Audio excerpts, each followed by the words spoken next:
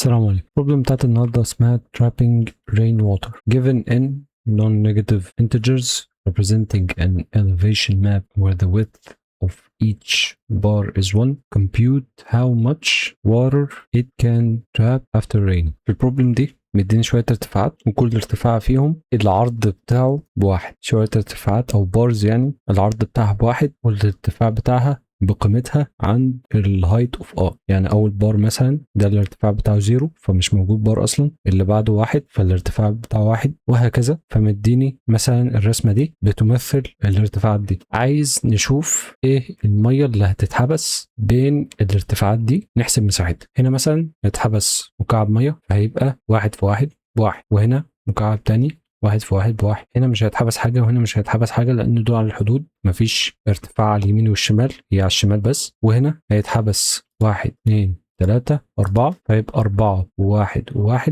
ب6 وده الأول. فده أول اكزامبل معانا. تاني اكزامبل مثلا ده 4 2 0 3 2 5. لو جينا نمثلها نلاقي الاوتبوت ب9. فاحنا عايزين نكتب الجوريثم نشوف بيها هنحسب الارتفاعات دي ازاي. وعندنا الكونسترينتس ما فيهاش حاجه قوي.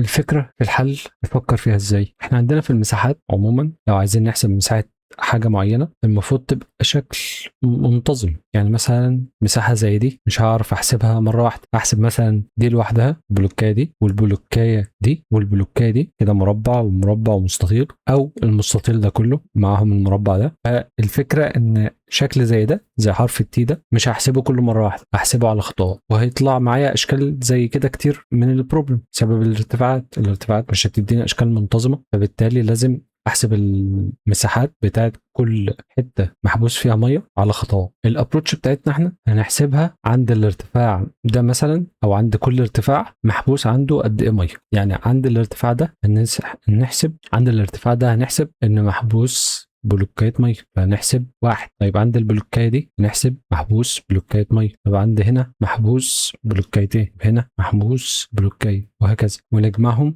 في الاخر ويبقى ده الاوتبوت بتاعنا. طيب احنا بنحدد اصلا الميه محبوسه عند ارتفاع او بلوكات معينه ازاي؟ لازم يكون ما بينها ارتفاعين وهي بتبقى محبوسه بمقدار اقل ارتفاع فيهم. يعني ايه؟ الارتفاع ده مثلا 1 وده 2، فاقصى كميه ميه هحبسها ما بينهم هيبقى ارتفاعها 1. منطقي، ما ينفعش تبقى 2 لانها هتفيض. طيب الارتفاع ده ب3 وده ب2، اقصى كميه ميه هحبسها ما بينهم هيبقى ارتفاعها 2. وانا بقول هنا اقصى مش الارتفاع على طول، لان ممكن الارتفاع يكون 2 او 1 او ما يكونش محبوس ميه اصلا. ممكن يكونوا ارتفاعين ورا بعض زي دول مثلا، ده ارتفاع 2 ده ارتفاع 3 بس هم ورا بعض على طول فمفيش اي ميه محبوسه. هنا مثلا ده 2 وده 2 فالاقل ما بين اي رقمين زي بعض اي واحد فيهم، فهيبقى الارتفاع هنا اقصى حاجه 2 فهيبقى ارتفاع الميه يا 2 يا 1. هنا في الحاله دي هي 1. فالفكره انا هشوف كل شويه هقارن ما بين ارتفاعين، واحد على اليمين واحد على الشمال، مين فيهم الاقل.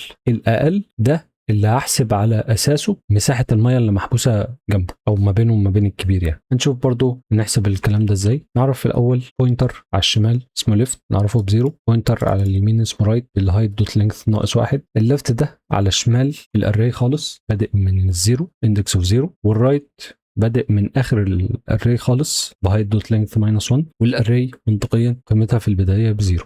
هنحسب كمان متغيرين تانيين، واحد اسمه ليفت ماكس والتاني رايت ماكس. دول هيسجلوا لي ايه اقصى ارتفاع على اليمين واقصى ارتفاع على الشمال. ليفت ماكس بالهايت اوف الليفت والرايت ماكس بالهايت اوف الرايت. وهنشوف هنفضل مكملين طول ما الاندكس اللي بليفت اقل من الرايت، هنفضل مكملين طول ما الليفت اقل من الرايت. ليه؟ لان طول ما الليفت اقل من الرايت فده معناها ان انا قاعد بحسب المساحات اللي جوه. لو الليفت بقى اكبر من الرايت فساعتها انا خلاص انا خلصت كل المساحات اللي جوه، كل الحسابات اللي انا عايزها حسبتها خلاص، فاقوم خارج من الوايل وارجع له الاري. فدي اللي هتعتمد عليها الوايل لوب هنا. طيب جواها اف كونديشن تاني هقول له لو الليفت ماكس اقل من الرايت ماكس، لو الارتفاع على الشمال اقل من الارتفاع اللي على اليمين يبقى الميه هتبقى محبوسه على اساس ايه؟ الاقل فيهم اللي هو الليفت ماكس. فهنقوم مزودين الليفت نعمل لها بلس بلس، والليفت ماكس هنعمل لها ابديت بالماث دوت ماكس ليفت ماكس والهايت اوف الليفت. الهايت اوف الليفت دي هتبقى الهايت اللي بعد الليفت ماكس القديم على طول. هنشوف مين فيهم الاكبر، مين فيهم اكبر هايت.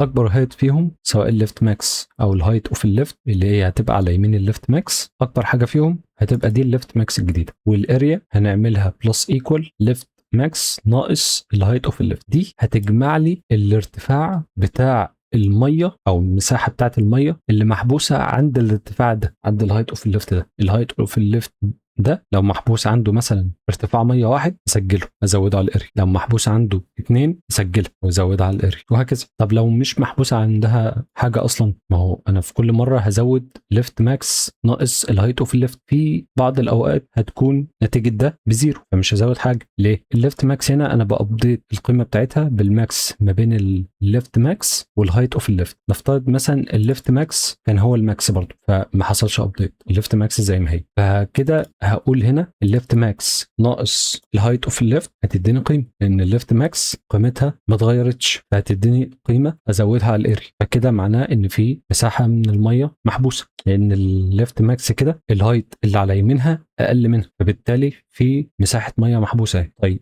نفترض الهايت اوف الليفت هي اللي كانت الماكس وحطيناها بقيمه الليفت ماكس الجديده، فده معناها ان الليفت ماكس اللي هو الارتفاع للشمال اقل من الارتفاع اللي على اليمين، فبالتالي مفيش ميه محبوسه، فبالتالي لازم ازود زيرو. طب هل النتيجه هنا هتكون بزيرو فعلا؟